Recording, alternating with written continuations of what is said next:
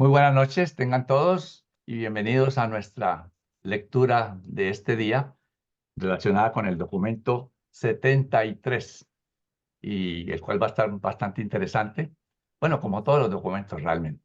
Así que antes de dar inicio, vamos a tener un momento de silencio para que cada uno se conecte con nuestro Padre Creador y ponga esta actividad en sus manos.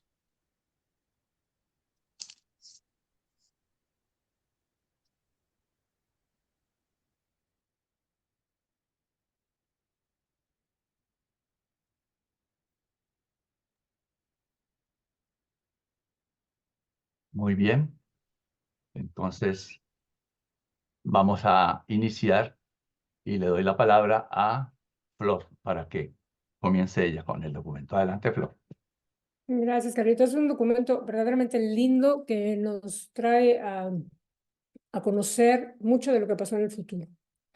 Y bueno, el jardín del Edén. A la condición física o biológica de los pueblos de Urantia le hicieron poco efecto la decadencia cultural y pobreza espiritual que resultaron de la caída de Caligastia y de la consiguiente confusión social. La evolución orgánica procedió deprisa, muy a pesar del revés moral y cultural que tan aceleradamente siguió a la deslealtad de Caligastia y Daligastia.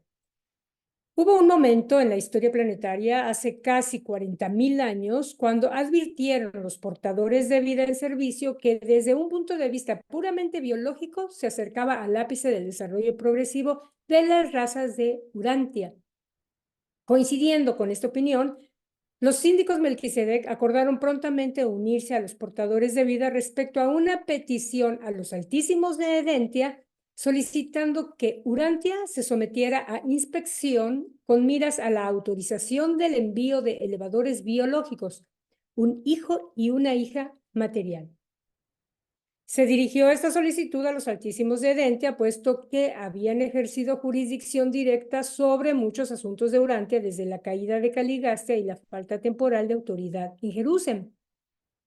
Tabamantia, supervisor soberano para la serie de mundos decimales o experimentales, vino a inspeccionar el planeta y después de haber realizado su estudio de progreso racial, recomendó debidamente que a Urantia se le otorgaran hijos materiales. Un poco menos de 100 años después de esta inspección, Adán y Eva, un hijo y una hija material del sistema local, llegaron y emprendieron la difícil tarea de intentar desenmarañar los asuntos confusos de un planeta que se había atrasado por la rebelión y que, en virtud de una proscripción, había quedado en aislamiento espiritual. Vamos a continuar con el numeral 1 de una vez. 1. Los noditas y los amadonitas. En un planeta ordinario, la llegada del hijo material generalmente anunciaría el acercamiento de una gran edad de invención, progreso material y esclarecimiento intelectual. La era posterior a Adán constituye la gran edad científica en la mayoría de los mundos, mas este no era el caso en Urantia. Aunque el planeta estaba poblado de razas físicamente aptas, las tribus languidecían en el abismo del salvajismo y estancamiento moral. 10.000 años después de la rebelión, se había arrasado con casi todos los adelantos de la administración del príncipe. Las razas del mundo no estaban en condiciones mucho mejores que si no hubiese venido nunca a Urantia este hijo descaminado. No perduraron las tradiciones de Dalamatia y la cultura del príncipe planetario, sino entre los noditas y amadonitas. Y aquí nos aclaran, esta una palabra nueva para nosotros, noditas y amadonitas. Nos dicen los reveladores, los noditas fueron los descendientes de los miembros rebeldes del séquito del príncipe, derivando su nombre de su primer jefe, Nod, antiguo presidente de la Comisión Dalamatiana de Industria y Comercio. Los amadonitas fueron los descendientes de aquellos andonitas que optaron por mantenerse leales a Van y Amadón. Amadonita es más bien una denominación cultural y religiosa que un término racial. Desde el punto de vista racial, los amadonitas eran esencialmente andonitas. Nodita es tanto un término cultural como racial, pues los noditas mismos constituyeron la octava raza de Urantia. Aquí puse esta tablita para recordarnos. Primero están Andonifonta, que son la raza andonita, a la cual pertenecía, como nos dicen, Amadón. Después viene la raza Sanji, que son las de color, que aquí las tenemos, que justamente es las que llegaron al ápice de desarrollo genético.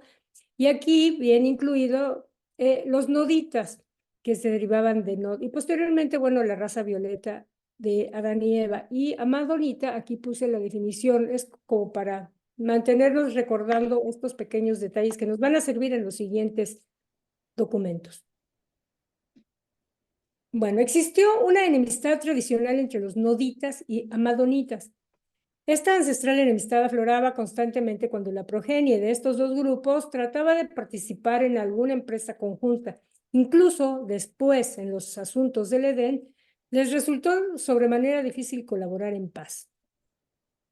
Poco después de la destrucción de Dalmatia, se dividieron los seguidores de Nod en tres grupos principales. El grupo central permaneció en las inmediaciones de su tierra natal, cerca de las aguas de la cabecera del Golfo Pérsico.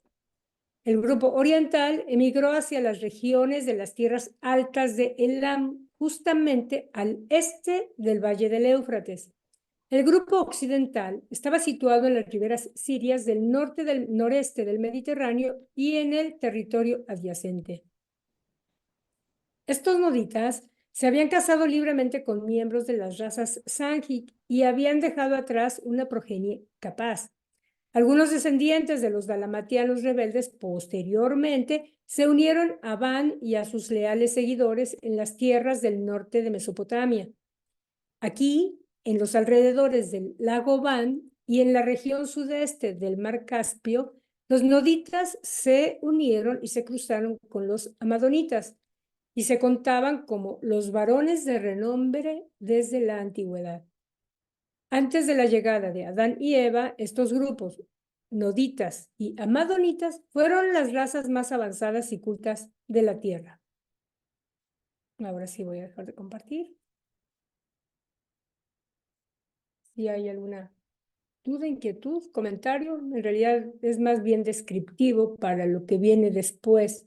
Estamos entrando en materia prácticamente y nos están dando un marco de referencia para entender mejor lo que sigue. Siller, adelante, Siller. Bienvenido. Gusto en verlos. Hermanita, yo tengo una pregunta.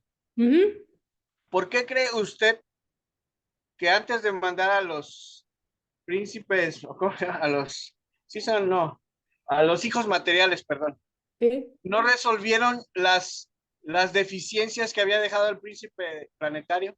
Me gustaría saber qué opinan. Gracias. No, gracias a ti. Bueno, sí, en cierta forma podría ser un poco especulación, pero también los reveladores nos están diciendo que si bien el retraso moral y el salvajismo continuaban, dado el problema que había antes, las razas continuaban evolucionando a la par que se iban mezclando hasta que llegaron un momento en que ya no había nuevas posibilidades genéticas, es lo que yo entiendo. Y en ese momento era un trabajo de tipo genético el que se venía a mejorar. Y claro, pensando en que Adán y Eva no solamente eran elevadores biológicos, que era su principal razón, sino que también eran administradores, gobernantes, de algún modo también venían a empezar a poner las cosas en orden y a mejorar el daño que había habido antes. Entonces yo creo que era una buena opción, no solamente poner como gobernantes en el planeta o administradores, sino además elevar las razas biológicamente hablando, genéticamente. Pero no ve que ellos venían a elevar la raza fisiológicamente y espiritualmente, Sí, pero pero no pudieron no porque puedes, traían arrastrando los problemas anteriores. También sí, fallaron. pero para elevar una raza de manera en todo lo espiritual, también tienes que entender que la genética juega un papel importante. Entonces venía como que junto con pegado, como lo veo yo, ¿no? Pero ahorita vamos a ver qué más nos aclaran para seguir comentando al respecto, porque es muy interesante lo que acabas de plantear. Podría ser más fácil, ¿no? Que lo hubieran arreglado y ya después mandar lo demás, pero a lo mejor el juego es de otra manera, tiene otras reglas. Gracias. No, gracias a ti. A ver, vamos a darle la palabra a... Oh, Claudio, adelante, Claudio. Sí, muy buenas noches a todos. Bueno, mi modo de ver las cosas, ¿no? O sea, eh, por lo visto, Caligastia era alguien que necesitaba mucho hervor como para solucionar el problema, ¿no? No era ningún tonto ni mucho menos, y entonces por eso le hizo tan difícil a Adán y Eva su trabajo. Y de hecho, hasta que Jesús no nos visitó, siguió siendo todavía el soberano del planeta y hoy en día todavía sigue teniendo influencia. Entonces es un problema que creo que va mucho más allá. Lo que sí, o sea, estoy de acuerdo en que tendríamos que haber logrado que todo hubiese sido para bien, ¿no? O sea, tendríamos hoy en, en Dalmatia la universidad más antigua del planeta, ¿sí? Que imaginemos si en ese momento tenían esa cantidad de documentación, cuánto más hubiese sido a lo largo de todo el tiempo. Eh, Cuánto más bonitos seríamos, cuánto más fuertes seríamos contra los virus, cuánto más sensibles seríamos en el arte, en tantas cosas que quizás, o sea, nos faltan todavía. Algo sacamos, pero en relación es mucho menos de lo que normalmente debería haber sido. Eso, gracias. Gracias, Claudio. Mientras vamos a pasarle la palabra a Rita. Mi querida Rita, adelante, Rita. Todo tuyo el micrófono. La planificación del jardín. Este numeral me fascina. Durante casi los 100 años anteriores a la inspección de Tabamantia, que es lo que acaba de decir Florcita recién, Van y sus asociados, desde su sede en tierras altas de ética y cultura mundial, venían predicando el advenimiento de un hijo de Dios prometido, un elevador de la raza, un maestro de la verdad y el digno sucesor del traidor Caligari. Aunque la mayoría de los habitantes del mundo de aquellos tiempos no demostró gran interés en esta profecía, los que estaban en contacto inmediato con Van y Amadón tomaron en serio dicha enseñanza y se pusieron a planear el recibimiento mismo del hijo prometido.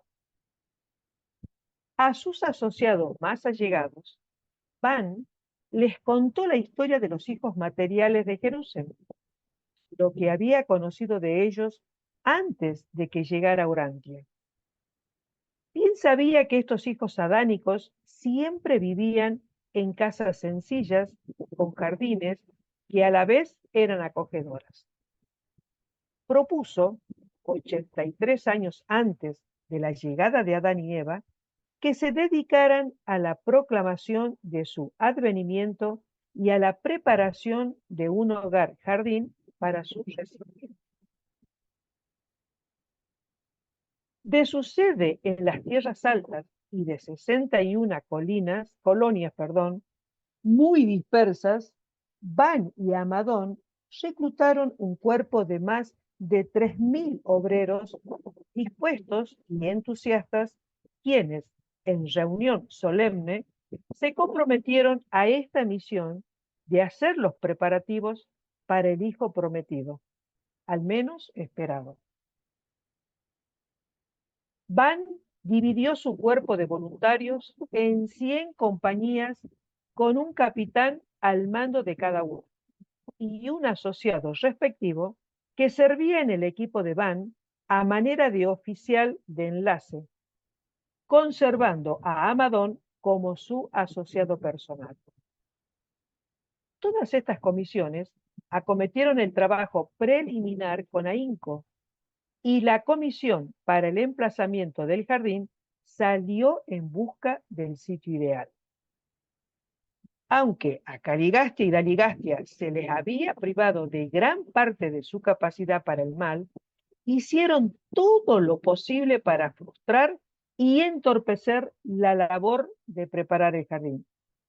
Pero sus protervas maquinaciones fueron contrarrestadas en gran medida por las actividades fieles de los casi 10.000 leales seres intermedios, que tan incansablemente laboraron a fin de llevar adelante la empresa. Es precioso este número. Yo me imagino ahí, imaginándome, diseñando, buscando. Bueno, ¿alguien quiere hacer algún aporte, pregunta, comentario? Sí, Claudio, adelante. Sí, yo quisiera hacer una pregunta, pero es algo que uno va a dar una respuesta especulativa porque no la sabemos. O sea, ¿cómo habrán hecho para transportar el árbol de la vida de donde lo tenían en ese momento Bani Amadón, que posiblemente era en el lugar donde residían, que se ve que estaba bastante lejos, hasta el jardín del Edén, ¿no? O sea, hoy en día hay maquinarias como para hacer que un árbol, o sea, pueda Claro. salir de raíz y llevarlo con cuidado, pero me imagino que el árbol de la vida no era un arbusto pequeño, me imagino. Entonces posiblemente era bastante pesado y difícil de transportar. Esa Bueno, es la inquietud, pero ya que estamos en el plano de la especulación, como decís vos, Claudio, yo me imagino que era un arbolito chiquitito que lo trajeron en algo como cristal y lo pusieron. O sea, no tengo la certeza, pero puede ser, bien, sería lo más fácil. O sea, no sé. Sí, adelante, Octavio. No hubiera podido aguantar el viaje. Yo pienso que lo hicieron con genética, hermano. Así como hicieron los cuerpos de los 100 de Caligastia, le dieron su tiempo al arbolito y creció. Han de haber traído la fórmula y aquí en el laboratorio lo programaron y después lo sembraron y le dieron su tiempo para crecer. Porque siento que el venir de tan lejos, aunque hubiera venido germinado, no hubiera llegado por la fricción, por la velocidad, porque es materia y se desintegra en el camino. Igual que los 100 de Caligastia, aquí lo procesaron, pienso yo así. Gracias. Adelante, Anita.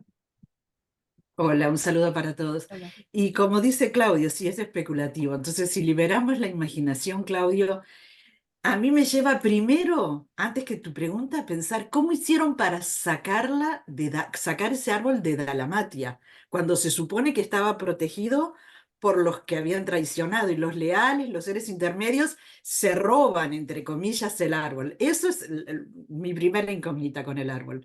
Y después, cómo lo trasladan desde la sede de Van, una vez que ya se seleccionó el lugar donde iba a estar instalado el jardín.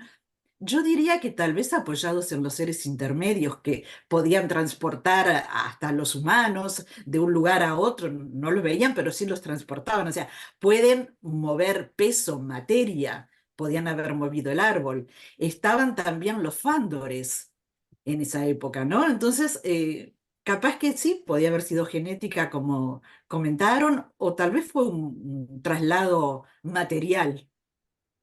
Esa es mi idea. Gracias, Isa. De Vos, nada. Carlito, tenías la mano levantada recién. Lo que comentaba Claudio era cómo transportaron el árbol desde la sede aquí en la tierra hasta el jardín. Y creo que lo que comentó Siller es cómo fue trasladado de Edentia a Urantia, que son dos Ahora, traslados diferentes. Eh, yo, pues, si voy a especular, pues yo diría simplemente cómo se traslada un árbol hoy en día. Pues usted lleva semillas, se las lleva en el bolsillo y allá va y la siembra. Y el que quedó viejo, pues ese se destruye. Es que no era solo un árbol, se plantaba. Y creo que por ahí no vamos a leer, se plantaba. Así que había que mantenerlo. Yo me lo imagino que es un árbol que había que cultivarlo, sembrarlo, mantenerlo como cualquier árbol. No era un Sí. árbol eterno. Esa es pues mi opinión, mi especulación. Entonces, ¿cómo lo llevaron? Pues simplemente arbustos pequeñitos o simplemente la semilla y allá la plantaron y se cultivó de esa manera. No había que llevar el árbol completo trasplantándolo porque el árbol se muere. Porque al arrancar un árbol, aquí nos pasa a veces a nosotros que queremos mover un arbolito, una palmita pequeña, y con la movida ya no es lo mismo. normalmente se muere. Eso sería todo. Entonces, continuamos. Gracias. Sí, nadie más. Bueno, le doy el paso a Carlitos. Adelante, Carlitos. 3, que nos habla de la ubicación del jardín. Ya habíamos visto que se nombró pues una comisión que se fue a buscar dónde se podría hacer ese jardín. Y esa comisión se ausentó durante casi 3 años. La comisión de emplazamiento rindió informe favorable respecto a 3 posibles emplazamientos. El primero fue una isla en el Golfo Pérsico. Entonces, hoy en día, mirando un mapa del Golfo Pérsico, la única isla grande que uno encuentra es esta que se llama Bahrein. Pudiera haber sido esa, pero aquí también estamos pues adivinando o especulando. Pudo haber sido otra isla grande que hubiera por ahí en el Golfo Pérsico, que ya hoy en día, después de 38.000 años, se hundió y que ahora está sumergida y no se conoce. Pero nos damos una idea de que fue aquí en el Golfo Pérsico, una isla allí, cerca de donde estaba justamente Dalmatia. El segundo punto fue la ubicación del río, que posteriormente fue ocupada por el segundo jardín. Es lo que hoy en día conocemos como Mesopotamia, que está rodeada por los ríos Éufrates y el río Tigris, y que, como veremos después, allí se ubicó el segundo jardín. Esa fue otra de las posiciones o de los sitios que pudieron haber sido escogidos. Y el tercero fue una península larga y angosta, casi una isla, que se proyectaba hacia el oeste desde las riberas orientales del mar Mediterráneo. Entonces, buscando lo que hay hoy en día allí, esto es lo que hay hoy en día. La isla de Chipre, y si uno ve, se ve como en el océano, como una cicatriz. Quizás todo eso era tierra y todo eso era la península que posteriormente pues, se hundió, como vamos a ver, quedando solamente la parte que hoy conocemos como Chipre.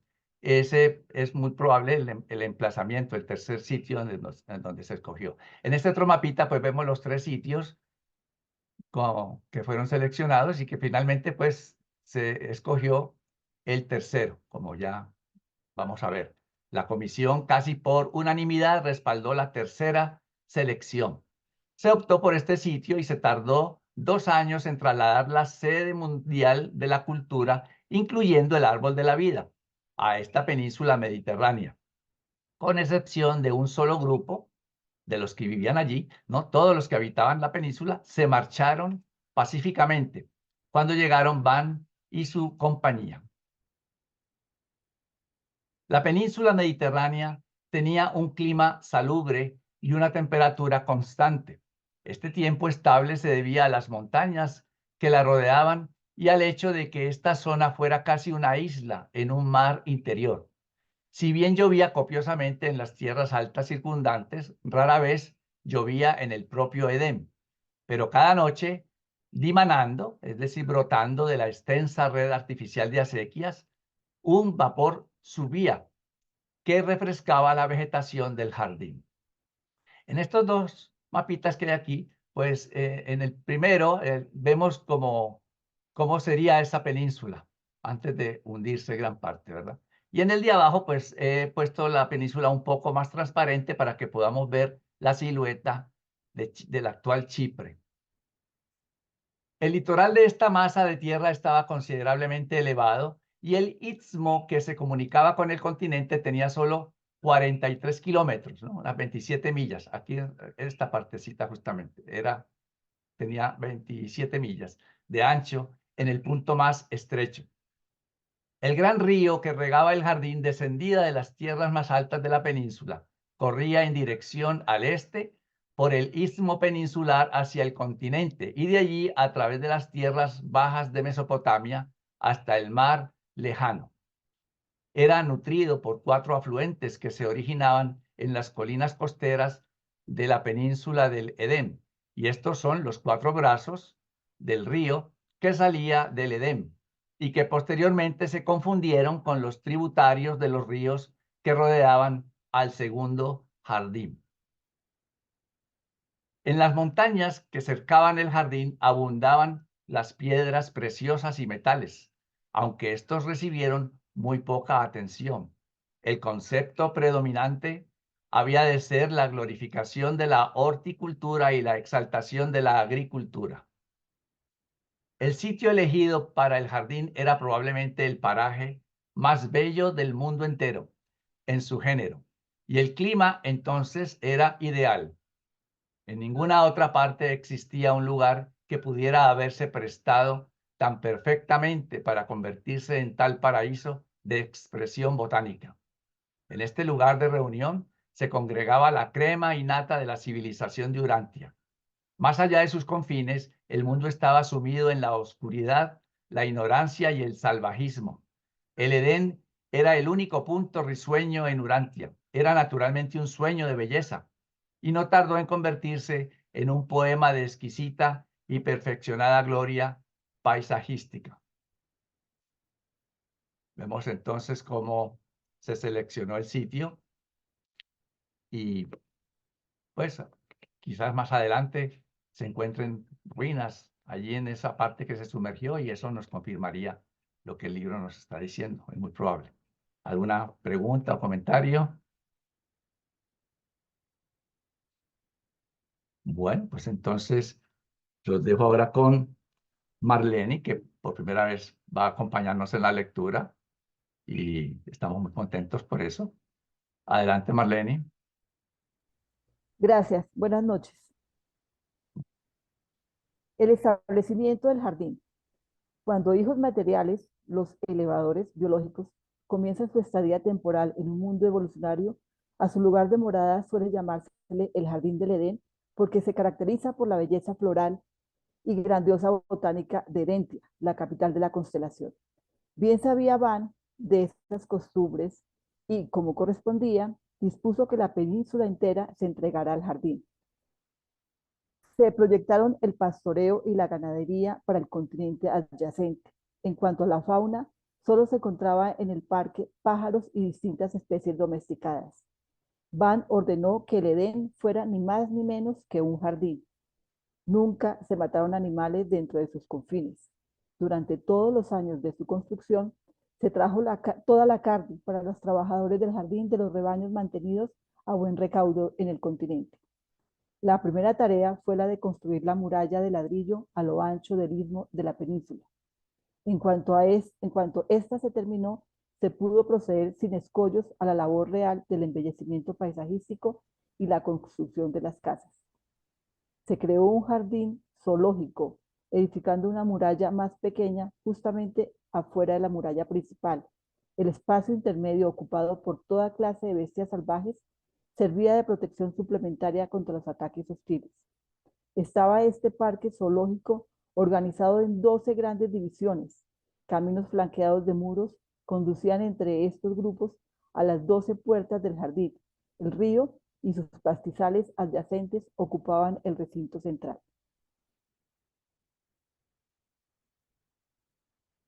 Solo se emplearon obreros voluntarios para preparar el jardín. Nunca se usaron manos mercenarias. Cultivaron el jardín y cuidaron sus rebaños para sostenerse. También recibieron aportaciones de alimentos de creyentes cercanos. Y se llevó a término esta gran empresa a pesar de las dificultades que resultaron del estado confuso del mundo durante esos tiempos penosos. Pero fue motivo de gran decepción cuando Van, desconociendo cuán pronto vendría el hijo y la hija esperados, sugirió que a la generación joven también se le instruyera en la labor de proseguir con la empresa en caso de que se retrasara la llegada de los hijos. Esto pareció una admisión de falta de fe por parte de Van, lo cual creó considerables dificultades y causó muchas decepciones, pero Van siguió adelante con su plan de preparación mientras iba reemplazando a los desertores con voluntarios más jóvenes. ¿Alguna pregunta, observación? ¿Alguien que quiera aportar alguna idea?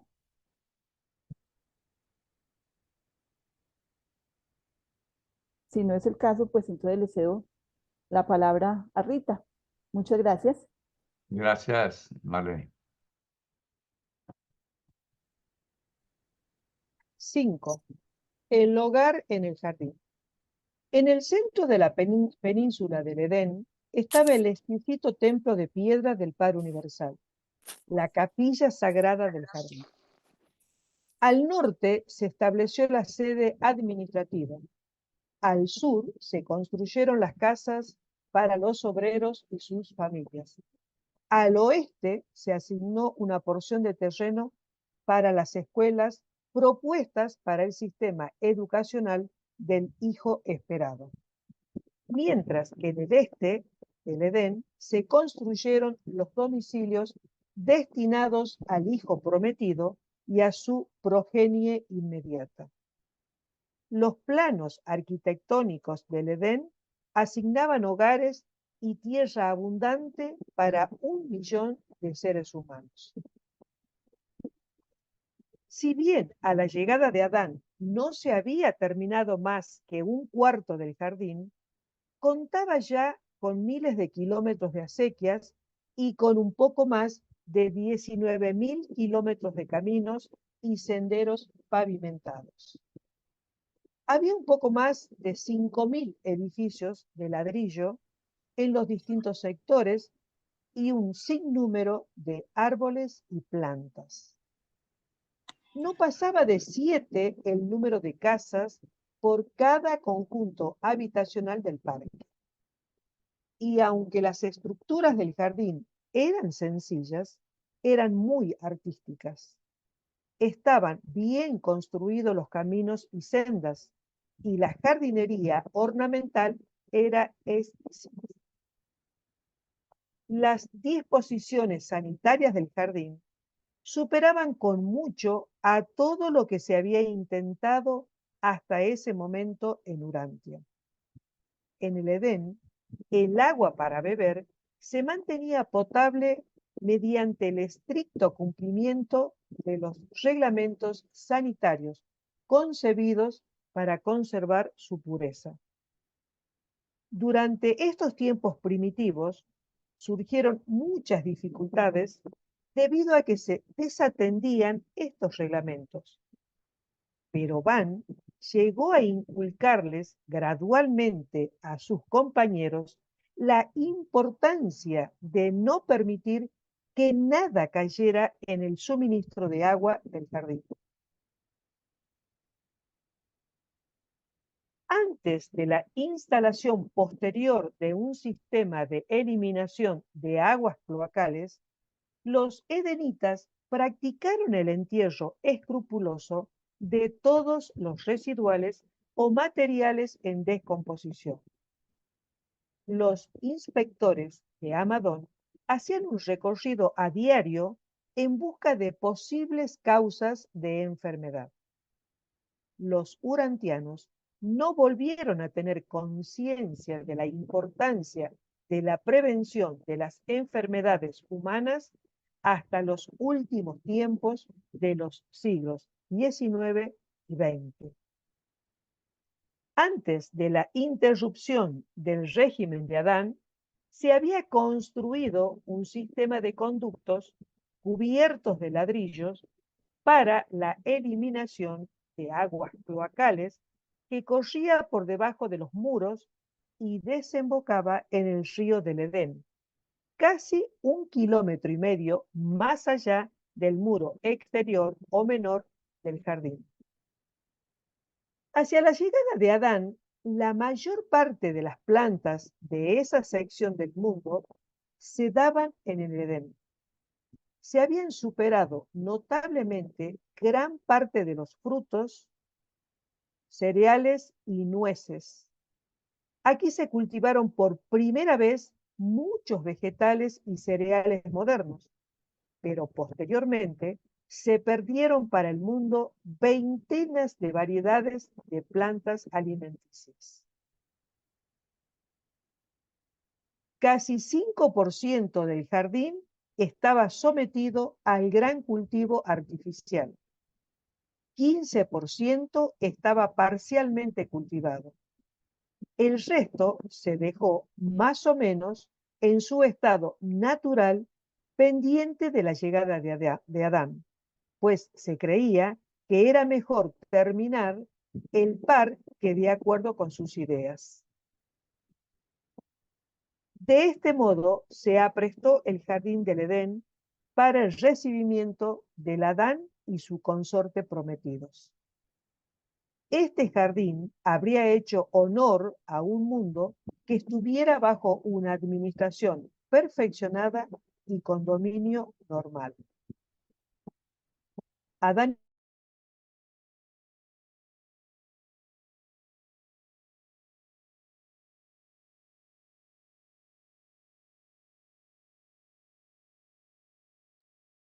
Si bien casi no había quedado terminada la labor de embellecimiento al llegar a Adán, el lugar ya era una joya de belleza botánica. Y durante los primeros días de su estadía en el Edén, todo el jardín cobró nueva forma y asumió nuevas proporciones de belleza y esplendor. Jamás, antes ni después de este momento, albergó Urantia una exhibición tan hermosa y repleta de horticultura y agricultura.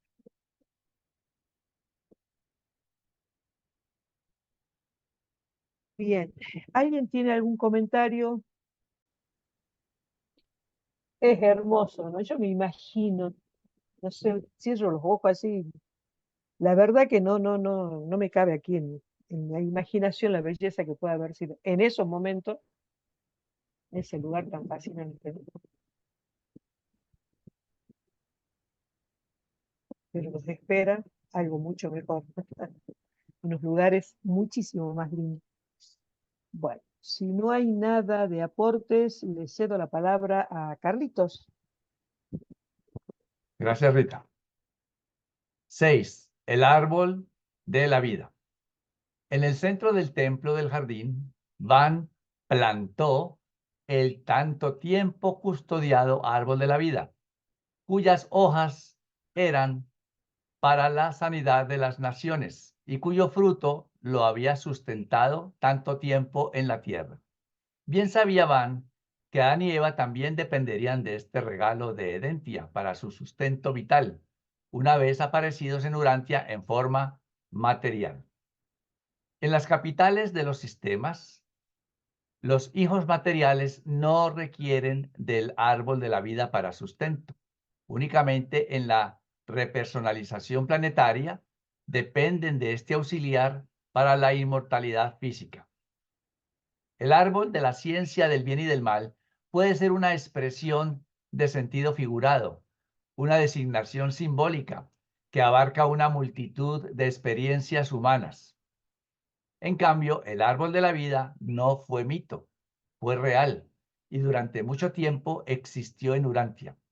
Cuando los altísimos de Edentia aprobaron el nombramiento de Caligastia como príncipe planetario de Urantia, y aquellos de los 100 ciudadanos de Jerusalén como su equipo administrativo, enviaron al planeta con los Melquisedec un arbusto de Edentia. Y esta planta creció en Urantia, convirtiéndose en el árbol de la vida. Esta forma de vida no inteligente es oriunda de las esferas de las sedes centrales de las constelaciones, dándose también en los mundos sedes centrales de los universos locales y superuniversos, así como en las esferas de Abona, pero no en las capitales de los sistemas. Esta superplanta almacena ciertas energías espaciales que sirven de antídoto contra los elementos que producen la vejez en la existencia animal. El fruto del árbol de la vida se parecía a una batería de almacenamiento superquímico que al consumirse liberaba misteriosamente una fuerza del universo que prolongaba la vida.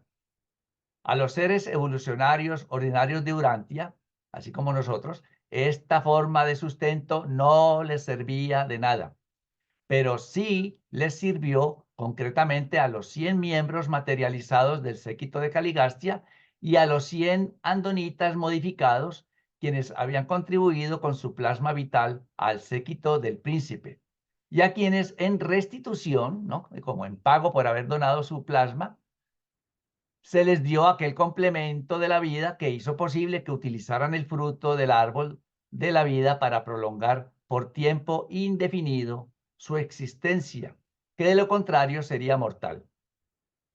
Durante la época del régimen del príncipe, se cultivaba el árbol en la tierra del patio central y circular del templo del padre.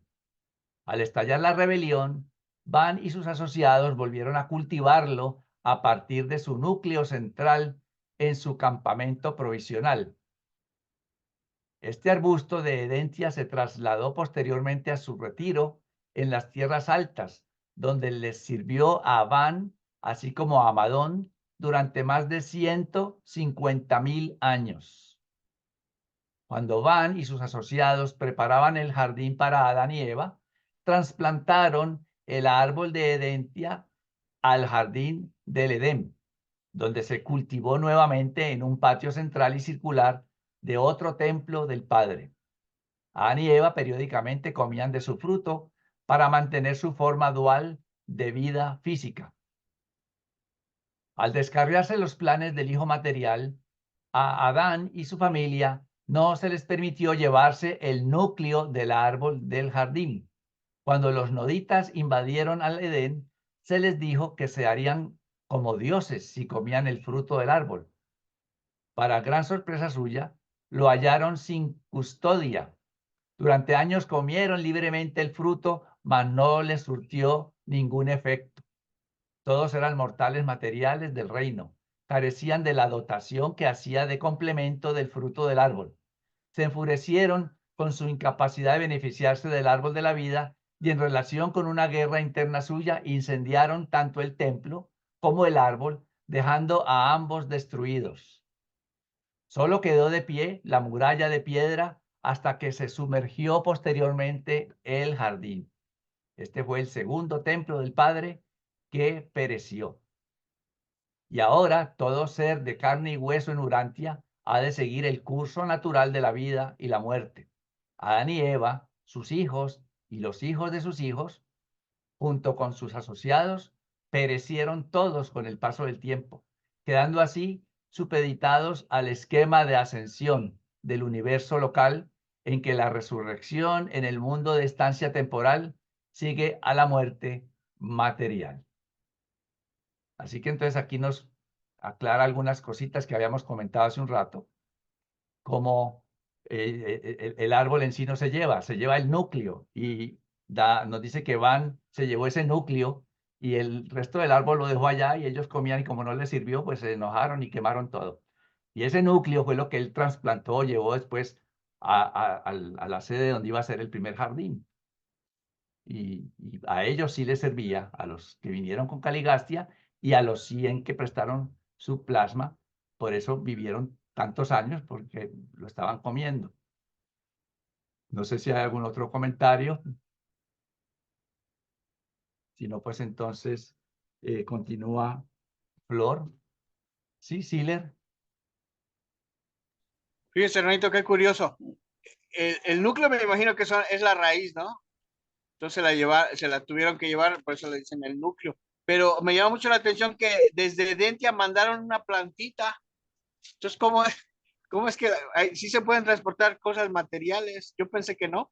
Mire, aquí dice, en Edentia aprobaron el nombramiento de Caligastia como príncipe planetario de Urantia y aquellos de los 100 ciudadanos de Jerusalén como su equipo administrativo. Enviaron al planeta con los Melquisedec un arbusto de Edentia y esta planta creció en Urantia convirtiéndose en el árbol de la vida.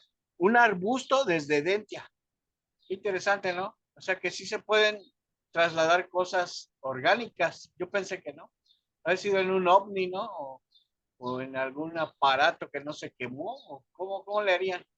Bueno, eso sí no, yo no lo sé por lo menos. Pero aquí dice. Sí, claro, sí, eso ya lo leímos, sí. Un arbusto, algo pequeño que pudiera traerse. Y los 100 de Caligastia yo pensé que los habían desmaterializado por el traslado, pero a lo mejor no fue por eso, fue porque aquí se iban a mezclar con la genética de Urantia. Pero a lo mejor hubieran podido haber llegado también en cuerpo y alma, ¿no? No, porque ellos tenían un cuerpo morontial y no iba a ser visible acá. Aquí tenían que tener un proceso distinto para darle un cuerpo material, sí, para darle un cuerpo material. Puede ser. Bueno, gracias. Ok. Bien, siga Javier, por favor. Gracias, Carlos. Pues yo siempre he pensado lo mismo, que lo único vivo que se ha traído fue el árbol de la vida. Pero, Pan sí se llevó el árbol completo, porque dicen que lo encontraron abandonado fue cuando ya después de Adán, porque a Adán no se le permitió llevarse el árbol. Cuando ya vino Adán, ya no existían los 100 de Caligancia, ya el muerto de viejos hace muchos años. Pero entonces, cuando se fue Adán, a él no le permitieron llevarse el árbol de la vida. Por eso fue que lo dejaron ahí, lo encontraron sin custodia y años después lo quemaron. Correcto, sí, sí, sí, sí. Así es. Bien, pues entonces continúe, Flor.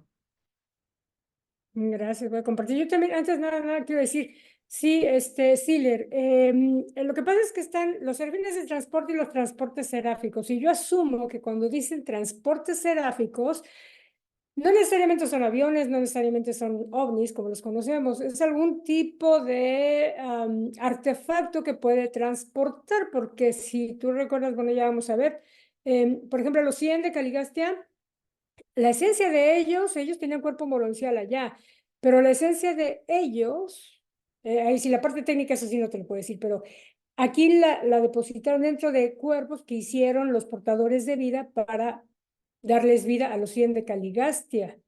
Y por otra parte, iba yo a decir algo más del árbol de la vida. Sí, si a ustedes les gustan las plantitas, no necesariamente solamente las raíces, pero se pueden llevar alguna parte chiquita de la plantita, el núcleo, y lo pueden transportar. Y cuando le das cuidado, vuelve a crecer. O sea, la naturaleza es maravillosa en ese sentido. Y estoy de acuerdo con Ana Isabel. Estaban los portadores, los seres intermedios, estaban los Fándores, y entre todos ellos en conjunto bien pudieron haber trasladado el núcleo, que no sabemos si era pequeñito o grande, pero lo trasladaron y lo replantaron. Y bueno, sí, los transportes seráficos sí pueden transportar cosas. En algún momento lo vamos a ver después. Bien, voy a compartir. Ese documento es fascinante. A mí también, como dice Rita, a mí también me encantaría estar ahí. Bueno, 7. El destino del Edén. Después de que Adán se marchó del primer jardín, este fue ocupado por una variedad de noditas, cutitas y suntitas. Más tarde se convirtió en el lugar de residencia de los noditas del norte, que se opusieron a cooperar con los adanitas derivado de Adán. Después de marcharse Adán del jardín, la península estuvo más de 4000 años infestada de estos noditas de baja categoría. Entonces se sumergió hasta el fondo oriental del mar Mediterráneo, llevando consigo bajo las aguas toda la península del Edén. Esta acción estuvo relacionada con la actividad violenta de los volcanes circundantes y la sumersión del puente terrestre entre Sicilia y África. Coincidiendo con esta vasta sumersión, se elevó grandemente el litoral del Mediterráneo oriental.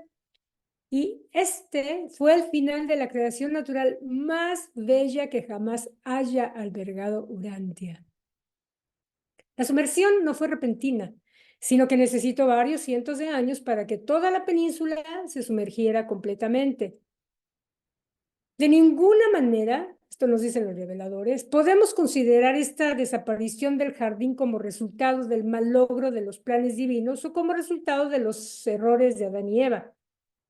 No consideramos que la sumersión del Edén sea otra cosa que un acontecimiento natural, pero sí nos parece que el hundimiento del jardín se programó para producirse justamente en los alrededores de la fecha en que se hubieran acumulado suficientes reservas de la raza violeta para poder emprender la labor de rehabilitar los pueblos del mundo.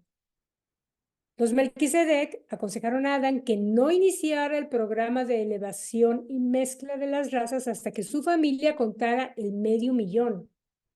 Nunca se pretendió que el jardín fuera la residencia permanente de los adanitas. Habrían de convertirse en emisarios de una nueva vida para el mundo entero. Habrían de movilizarse para la otorgación altruista a las razas necesitadas de la tierra. Las instrucciones dadas por los Melquisedec a Adán implicaron que habría de establecer sedes raciales, continentales y divisionales que estarían a cargo de sus hijos inmediatos, en tanto que él y Eva habrían de repartir su tiempo entre estas distintas capitales mundiales en carácter de asesores y coordinadores del Ministerio Mundial de la Elevación Biológica, el progreso intelectual y la rehabilitación moral. Este documento fue presentado por un personaje que me encanta, Solonian Serafín, la voz seráfica del jardín. Y esta lectura estuvo a cargo de, bueno, nuestra querida Rita Calantonio, Carlitos, Carlos García, Marlene, que hoy tuvimos el honor de tenerla por primera vez leyendo. Gracias, Marlene, muchas gracias, Marlene Fandiño, y la servidora Flor Robles. Puede compartir, seguramente hay preguntas, dudas. Y los documentos que vienen son todavía más fascinantes. Porque entonces ahora sí estamos empezando a entrar en la historia de lo que fue nuestro planeta, pero ya sobre lo que un poco conocemos y otro poco no conocemos, para ir aclarando. Adelante, Luisito Fontecha. Gracias, Florecita. Bueno, ahora ya que podemos como imaginar más, cómo es que se le dice, bueno, hablar, no sé, uno a veces se imagina cosas, porque aquí en este último párrafo, en este último numeral, habla de el puente que había entre Sicilia y África. Pero mirando el mapa, es decir, Sicilia me imagino que es, o sea, está muy retirado de lo que fue el tercer Edén, o sea, de lo que fue el Edén. eh, ¿Cómo sería la Tierra en esa época? ¿Sería desde la punta de la bota itálica hasta Túnez, que es lo más cercano de esa puntica de África? ¿O sería por Malta? O sea, yo me imagino que todo eso, habían terrenos que se veían, había tierra que se veía por encima del agua. ¿Por qué mencionan ahí esa otra parte que está distante, pues, de lo que hoy es Chipre? Sí, totalmente de acuerdo contigo, y eso Carlitos ahorita nos va a platicar algo, porque estuvimos justamente comentando que entre tantas subidas y bajadas del nivel del agua pasaron muchos detalles. Adelante, Carlitos, tú lo explicas mejor. Bien, sí voy a compartir un momentito este mapa, porque también yo me hice con Flor pues esa pregunta, ¿no? Aquí tenemos la isla de Sicilia y decía que era un puente con África, así que es posible que aquí, que hoy en día pues es mar, esto estuviera unido, así como estaba unido acá en la península del primer jardín. Es posible que esto estuviera unido y por consiguiente el paso de agua hacia esta parte de acá más oriental, estaba el mar más bajo, quizás es posible. Entonces, cuando esto se rompió debido a unos terremotos, y nos dice, también nos habla de unos volcanes cercanos por aquí, muchos temblores, al romperse entre Túnez y Palermo, aquí Sicilia y África, entonces pasó cantidad de agua que tal vez inundó esto aquí, ayudó con la desaparición del resto de la península. Recordemos que en alguna otra parte también el libro nos dice que aquí en lo que hoy en día es Gibraltar, eso estaba unido y este mar Mediterráneo era mucho más bajo. También debido a unos temblores, esto aquí se rompió y mucha cantidad de agua del Océano Atlántico pues pasó por allí e inundó parte de lo que, pues de esta parte del mar Mediterráneo. Mire que en Grecia vemos cantidad de islitas. Si el mar bajara un poco, quizás todo esto era eso es una sola tierra, un solo terreno, no así fragmentado en islitas como se ve ahora debido a que el mar subió. Pues así es, esa es la explicación que yo entiendo, pero pues no, es la única relación que veo entre lo que nos dice allí de Sicilia y el mar. Ana Isabel, sí. Sí, yo lo que les quería comentar es que no sé si fue History Channel que hizo toda una exploración submarina en Chipre, o sea, donde se nos dice que estuvo el primer jardín, y han encontrado efectivamente murallas y construcciones sumergidas a mucha profundidad, con el agua muy turbia y todo, pero sí hay restos de una ciudad muy, muy antigua. Y recuerdo, Flor, que tú nos recomendaste un libro que se llama El Eden Atlantis Project. O sea, es de un marino americano, el comodoro Robert Stanley Bates, que él estuvo en esa exploración. Y ahí lo que me llamó la atención es que en un principio ellos están diciendo que van a buscar la Atlantis, o sea, la Atlántida, esa ciudad misteriosa y perdida, pero acá en este libro como que queda unido que era el Edén, que toda esa zona de Chipre sumergida, eso que encuentran, nos estaría dando, uniendo esas dos ideas. Por un lado, el Edén y por otro lado, toda la misteriosa ciudad y civilización de de Atlantis, que sería la misma cosa. Y fíjate que ya que lo mencionas, digo, para quienes les interesa el tema, que además creo que nos sirve a todos como ampliación del concepto, podríamos compartir esta información y bueno, es un extra, ¿no? Para aclarar más detalles o conocer más al respecto. Asumo que en el futuro, quizá, mientras haya más científicos leyendo el libro Durantia, a alguien se le va a ocurrir continuar con ese proyecto de descubrimiento y seguramente pueden encontrar ya con mejores equipos, puedan encontrar lo que hay ahí adentro. Y sería fascinante que ya pudiéramos tener más conocimiento al respecto y entonces nada más corroborar y ampliar posteriormente lo que ya estamos entendiendo. Y qué bueno que lo trajiste a colación, Isa. Muchas gracias. De nada. ¿Alguien más? ¿Algún otro comentario? Javier Puerta, adelante. Gracias, Flor. Bueno, es algo que me quedó de la fe de Van, entre tantas cosas, desde que ya veía con tanto tiempo, que él sabía que iban a venir y empezó a hacer el jardín, no sabía cuándo. No importa, sigue otra generación, si estos se mueren, toca seguir otra generación.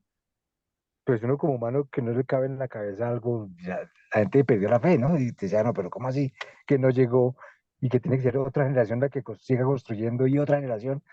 Pero el hombre iba a lo que iba, siempre con su fe y él sabía que algún día nuestra vida es como tan cortica que nuestra fe es así de cortica.